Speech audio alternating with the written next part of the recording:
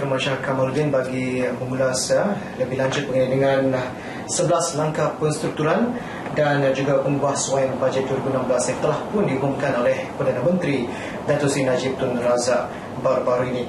Baik, dengan itu bersama dengan saya kini ialah seorang penganalisis ekonomi iaitu Encik Puan Lee Keuk yang bakal memberikan kita perincian mengenai dengan bagaimana 11 langkah pembuahsuaian bajet ini mampu membantu negara kita. Baik, terima kasih kerana bersama dengan kami. Mula sekali soalan pertama ialah seperti kita sedia maklum 11 langkah penstrukturan ini pastinya akan membantu ekonomi dan juga kewangan negara kekal di jajaran yang betul. Jadi pada pandangannya antara beberapa langkah yang telah pun digariskan iaitu salah satunya ialah berkenaan dengan menetapkan penjualan rumah yang berharga sehingga RM300,000 terhad kepada hanya pembeli rumah pertama. Bagaimana pandangan Mr. Puan? Ini adalah langkah yang patut diteruskan. Jadi sebelum ini banyak orang sang bimbang kerana ringgit sudah murah.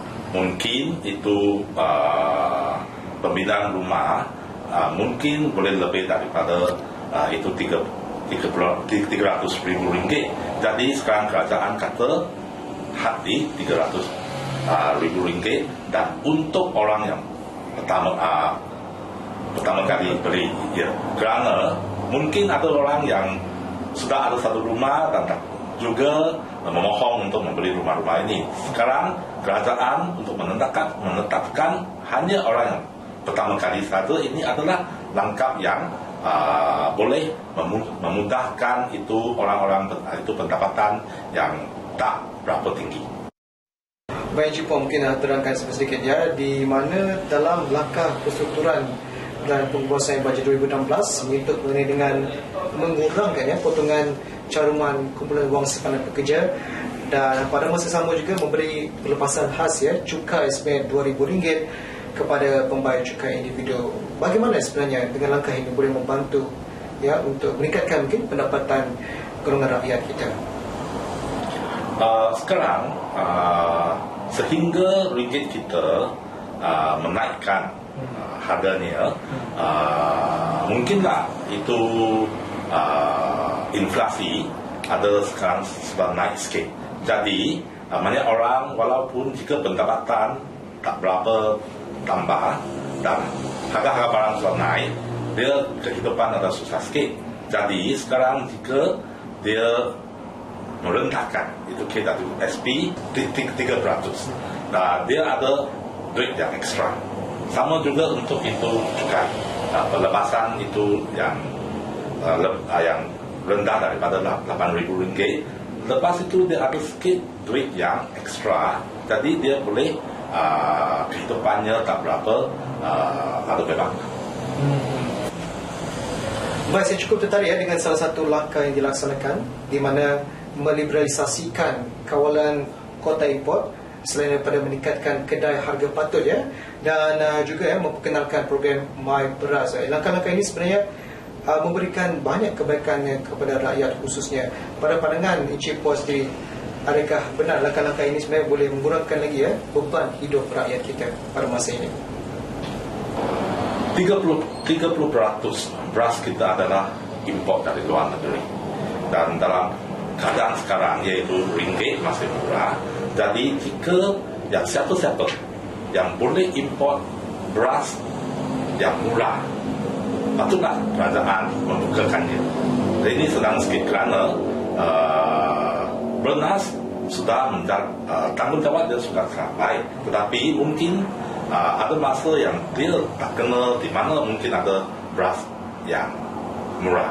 Jadi bila bukakan ke semua, orang boleh cari itu beras yang lebih murah, dia boleh import dan dengan itu rakyat-rakyat boleh membeli beras yang lebih murah. Jadi ini adalah satu langkah yang sangat baik. Baik, kita sedia maklum bahawa cukai barang dan perkhidmatan cukup penting bagi menambah pendapatan negara. Justru antara yang disebutkan dalam 11 langkah penstrukturan dan pembuasan bajet 2016 menyentuh mengenai dengan meningkatkan jumlah dan kecekapan kutipan hasil. Jadi adakah ini sebenarnya menunjukkan bahawa langkah kerajaan selama ini dalam mengutip cukai tidak begitu kesan? Apa pandangan Cik Puan? GST sekarang sistem belum, walaupun sudah 8 bulan, bukan 8 bulan, sistem bukannya sistem tak stabilize, tapi ada banyak barang-barang yang terutamanya seperti makanan dan dia itu betul-betul dia itu zero rated atau tak zero rated, masih ada yang tak tentu barang. Jadi ini sudah mensusahkan kerajaan dalam itu mengutipkan GST. Jadi dia mesti cari ada langkah yang lain. Jadi dikatakan bahawa mengutip hasil GST sekarang ni masih boleh diperbaiki pada masa yang akan datang. Betul. Baik, mendengar dengan penerangan yang telah pun diberikan oleh Encik Puan dengan langkah-langkah yang telah pun dilaksanakan ini, mungkin boleh Encik Puan terangkan pula harapan dengan adanya langkah penstrukturan bajet di mana ia boleh memberikan kebaikan secara keseluruhan, bukan sahaja kepada rakyat tetapi juga bagi penjimatan kerajaan, sebab dikatakan bahawa ia mampu menjimatkan pembelanjaan kerajaan sehingga 9 bilion ringgit. Mungkin harapan terhadap bagaimana sebenarnya bajet ini boleh membantu untuk salah satu penjimatan, dikatakan bahawa 9 bilion ringgit mampu dijimatkan oleh kerajaan, dan kedua membantu area pada masa yang sama. Jadi secara keseluruhan bagaimana Encik Puan melihat ia boleh membantu?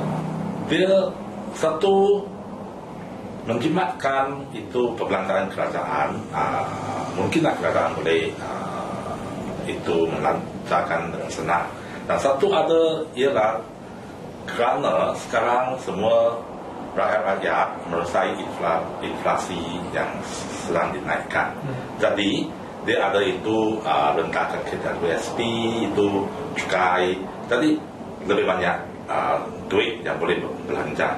Bila belanja, kerajaan boleh mengutip GST, dan dengan itu kerajaan boleh menggunakan itu cukai-cukai ini lagi untuk membantu orang yang itu tak perlu. Itulah selesai. Baik, itulah dia antara pandangan yang disuarakan oleh Encik Puan Alika sebagai penganalisis ekonomi, dan terima kasih kerana bersama kami dalam segmen kali ini. Terima kasih. Bazar, itu saja yang boleh kami kongsikan buat masa ini. Dengan itu teruskan setia bersama TV1. Saya Kamal Syah Kamaludin. Dengan itu Assalamualaikum dan salam sejahtera.